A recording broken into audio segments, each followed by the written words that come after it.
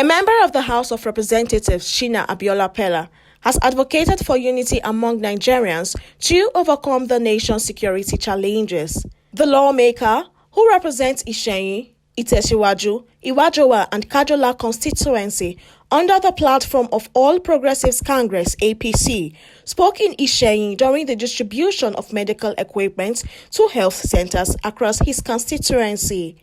He emphasized the importance of unity across the country, saying the challenges would be compounded with drums of war and division.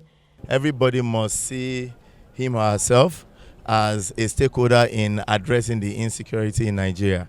You know, the first obligation of the government is to provide security and welfare to its people.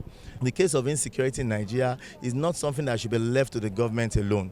It is a high time for every stakeholder to come together, you know, and address this issue of insecurity. A 56-year-old farmer, Wahid Adeboju, who needed to improve his eyesight with corrective eyewear, was full of praise for the lawmaker for providing the medical intervention. This program is fine. It's well organized. They don't waste our time. And everything is okay. Those they bring here to attend to us, they were qualified personnel. And they were able to attend to our complaints. And they put solution to it. I need special glasses, but they recommend reading glass for me, pending the time that I will be able to go and look for special glasses by myself. But they have given me reading glass.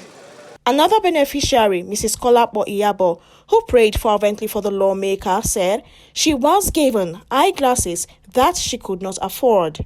The Lord will continue to uphold him. He will bless him. He will be with him. He will guide him.